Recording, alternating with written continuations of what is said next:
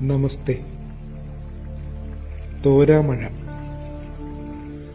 റഫീഖ് അഹമ്മദിന്റെ കവിതയാണ്. ഉമ്മക്കൊലുസ് മരിച്ചെന്ന് രാത്രിയിൽ ഉമ്മ തനിച്ചു പുറത്തു നിന്നു. ഉറ്റവരൊക്കെയും പോയിരുന്നു, മുറ്റമോ ശൂന്യമായി തീർന്നിരുന്നു.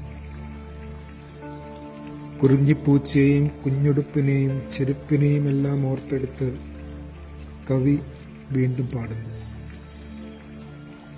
ഉമ്മക്കൊലുസ് മരിച്ചെന്ന് രാത്രിയിൽ ഉമ്മ തനിച്ച് പുറത്തു നിൽക്കെ പെട്ടെന്ന് വന്നു പെരുമഴ.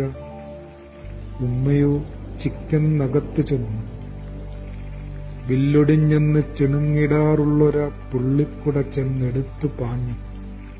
പള്ളിപ്പറമ്പിൽ പുതുതായി കുമിച്ചിട്ട മണ്ണട്ടിമേലെ നിവർത്തിവെച്ചു. ഉമ്മക്കൊലുസ് മരിച്ചെന്ന് രാത്രി തൊട്ടിന്നോളം ആ മഴ തോർന്നുമില്ല. ഉമ്മക്കൊലുസ് മരിച്ചെന്ന് രാത്രി തൊട്ടിന്നോളം ആ മഴ തോർന്നുമില്ല. ശരിക്കും തോരാ മഴയാണ് പുറത്ത്. ഇതായിപ്പോ അകത്തും പെയ്തിറങ്ങുന്നു. നസറത്തിലെ യേശുവിന്റെ അമ്മ പെയ്തിറങ്ങുന്നു. മുകുന്ദന്റെ 2 വരികൾ ഓർമ്മിപ്പിക്കുന്നുണ്ട്. മഴ തോർന്നു, അമ്മ തോർന്നില്ല. സത്യമായും ആയുസ്സത്രയും തന്റെ മേൽ പെയ്തിറങ്ങിയ ആത്മാഭിഷേകത്തിന്റെ തീക്കാറ്റിൽ അവൾ വെന്തുപോയില്ല.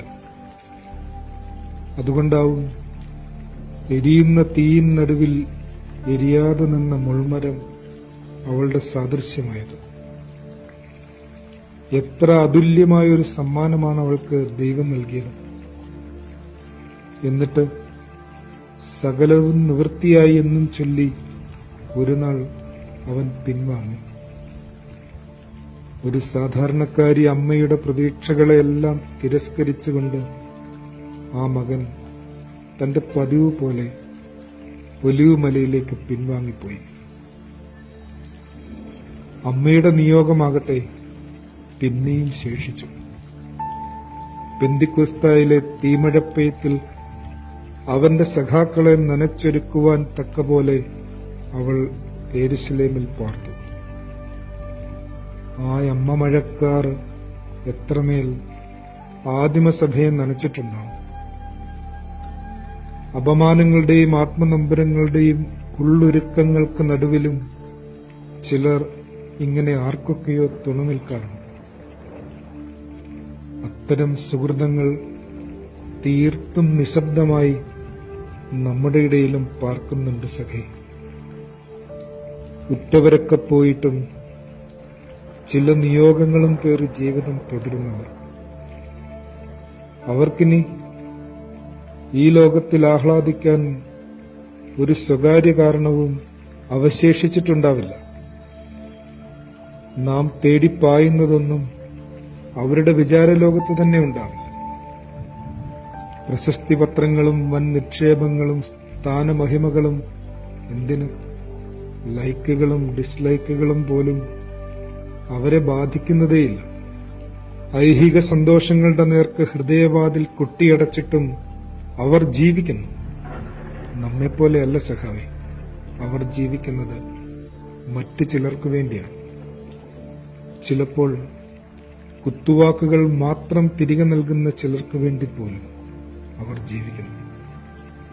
ശരിക്കും ഒരു മഴ പോലെ വെറുതെ ഇങ്ങനെ പെയ്തിറങ്ങുന്നു, ഭൂമിയെ നനയ്ക്കുന്നു, നാമ്പുകൾ പൊട്ടുന്നു, ഫലവും തണലുമാക്കുന്നു, പുഴയെ നിറയ്ക്കുന്നു. മറ്റു ചിലപ്പോ കരകവിഞ്ഞൊഴുകിപ്പരന്ന് സകല മലിനതകളെയും കഴുകിയകറ്റുന്നു. സത്യമായും ഇങ്ങനെ മഴ കണക്ക് വെറുതെ പെയ്യുന്ന മനുഷ്യരുണ്ട്. കടലുരുകി പെയ്യണതാണ് ഓരോ തുള്ളിയുമെന്ന് പുറത്തു കാട്ടാത്ത മഴ പോലെ ഉള്ളൊരുകി പെയ്യുന്ന മനുഷ്യരുണ്ട് സഖാവേ. മഴയ്ക്ക് കീഴിലെ മഴകളാണ് മനുഷ്യൻ എന്ന് നെരൂദയല്ലേ കുറിച്ചത്? ശരിക്കും ഇത്തരം തോരാ മഴകളാണ് സഖേ ഇന്നും ഭൂമിയിൽ കരുണ മുളപ്പിക്കുന്നത്. ആദരവോടെ സഖേർ.